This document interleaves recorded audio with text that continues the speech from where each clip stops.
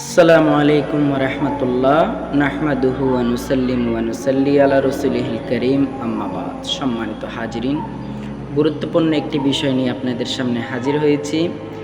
যে বিষয়টি হচ্ছে ইসলামের যে 5টি স্তম্ভ রয়েছে, ইসলাম যে 5টি স্তম্ভের উপর প্রতিষ্ঠিত, তার মধ্যে 3 নম্বর অর্থাৎ তৃতীয় নম্বর যে স্তম্ভটি সেটা হচ্ছে ওয়াতুজ যাকাত, যাকাত প্রদান করা।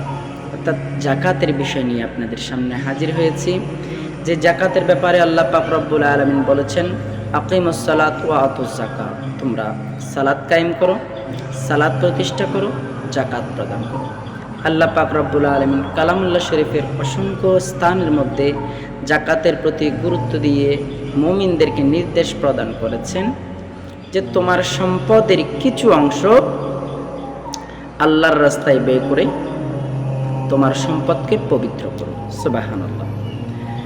আসুন আমরা জেনে নিই কতটুকু সম্পদের মালিক হলে আমার উপর আপনার উপর জাকাত ফরজ হবে।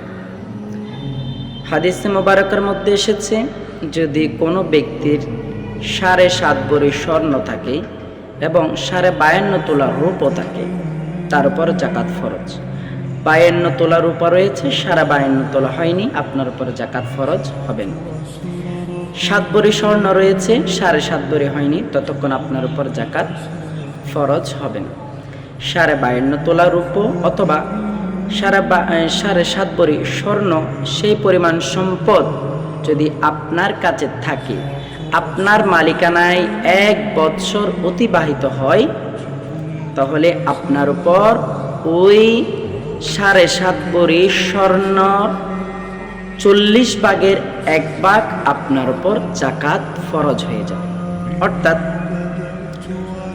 কোনো ব্যক্তির যদি 1 লক্ষ টাকা নগদ থাকে এবং ওই 1 লক্ষ টাকার মালিক সে 1 বছর পর্যন্ত ছিল, 1 বছর পর্যন্ত তার জামানতে ছিল, তার কাছে মালিকানাধীন ছিল, তাহলে তার উপর জাকাত ফরজ। জাকাত কতটুক দিতে হবে? জাকাত দিতে হবে 40 ভাগের 1 ভাগ। অর্থাৎ আপনার কাছে 1 লক্ষ টাকা থাকলে আপনার উপর জাকাত আসবে মাত্র 2,500 টাকা। সুবহানাল্লাহ।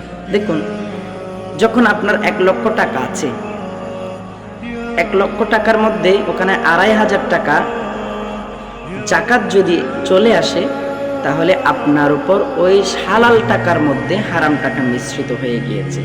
যতক্ষণ পর্যন্ত আপনি জাকাতের অংশ আলাদা করবেন না, ততক্ষণ পর্যন্ত আপনার হালাল টাকার সাথে হারাম টাকা মিশ্রিত আছে।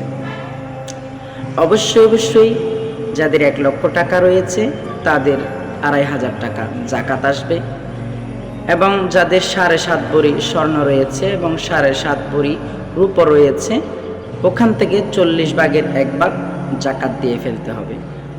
টাকা দিলেও হবে, অথবা আপনি স্বর্ণ জাকাত হিসেবে দিলেও হয়ে যাবে। এখন রূপা স্বর্ণ এগুলো ব্যবহার করে মহিলারা, এখন জাকাত ফরজ হবে মহিলার উপর। যদি কোনো মহিলার স্বামী যদি মহিলার পক্ষ থেকে জাকাত আদায় করে দেয়, তাহলে জাকাত প্রদান হয়ে যাবে, জাকাত আদায় হয়ে যাবে। সুবহানাল্লাহ। আল্লাহ পাক রব্বুল আলামিন আমাদের সকলকে সালাত কায়েম করে, জাকাত প্রদান করে আল্লাহর দ্বীনকে প্রতিষ্ঠা করার এবং আল্লাহর রসুলের পথ মতে চলে আল্লাহ রসুলের নৈকট্য হাসিল করার তৌফিক দান করুক। আমিন। ওয়া আখির দাওয়ানা আলহামদুলিল্লাহি রাব্বিল আলামিন।